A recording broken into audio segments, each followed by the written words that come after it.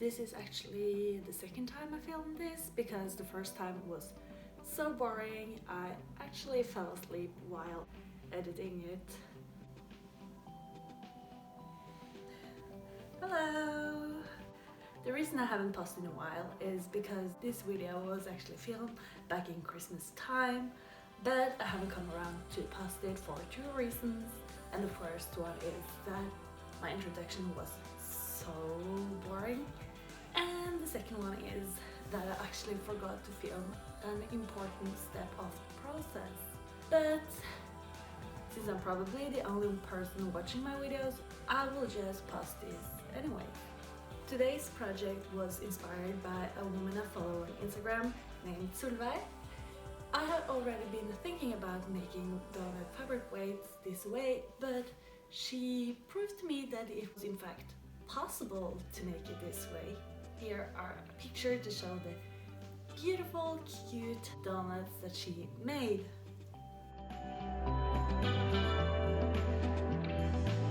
So after asking her advice on how to do it, I went to my local hobby store to collect some FIMO clay, which is a modeling clay that hardens in the oven.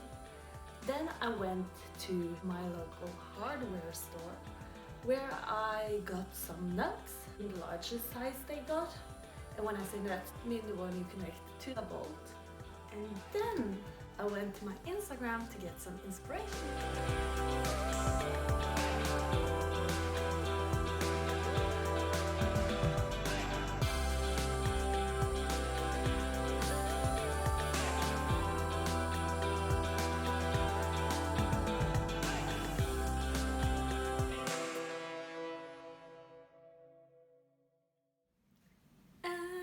I looked at some photos on the internet.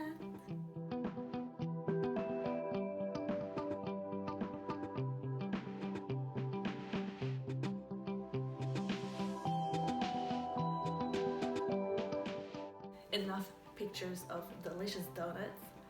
I think I will just go ahead and try to explain how I made my fabric donut weights. I started by adding clay to the bolts to add a bit more volume because I thought they were a little bit too small to be donuts. Here you can see that I started by using the dark blue color, and the reason for that was because I didn't expect to use dark blue on any of the frostings.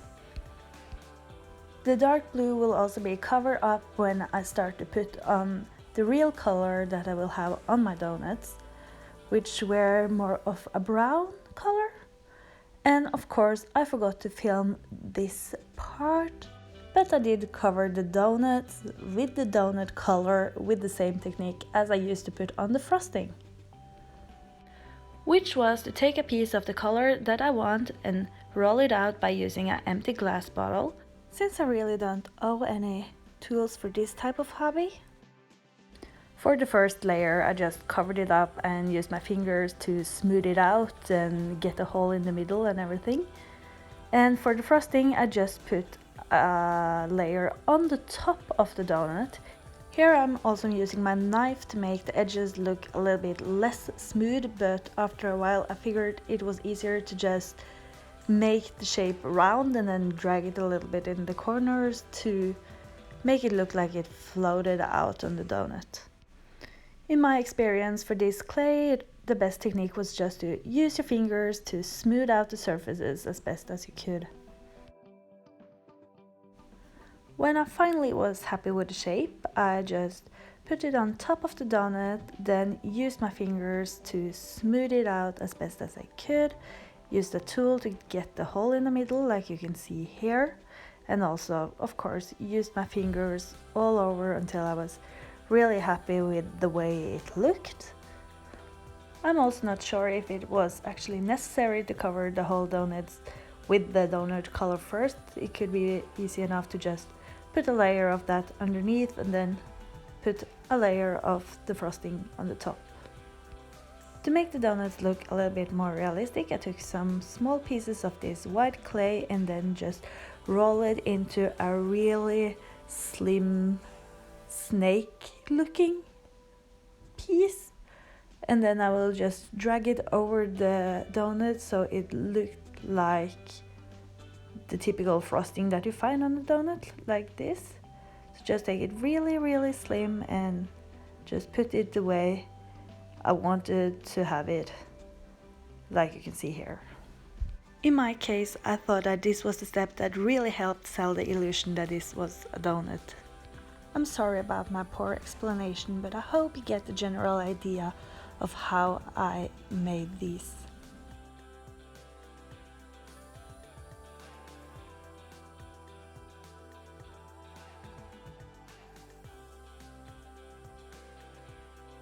And there you go, that's all I did, ready for the oven.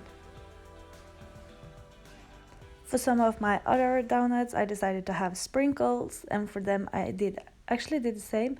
I just rolled really tiny small pieces of the clay and put them on the donut, the way you can see here.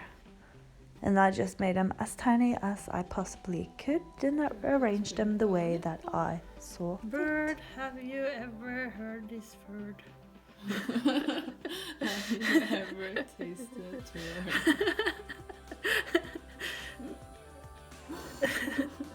Really, they've been demonetized.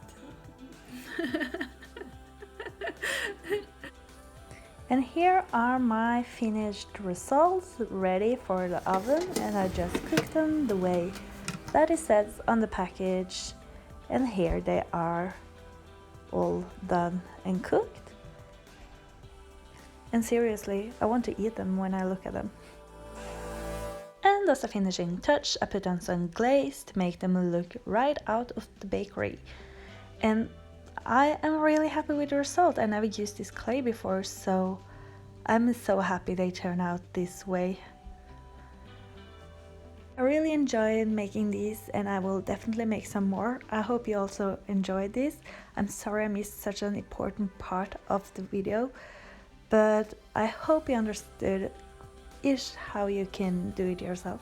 If you want to try, I highly recommend making some of these because they are super cute. Thank you so much for watching this, and I hope you enjoyed the process, even though I forgot to film all of it.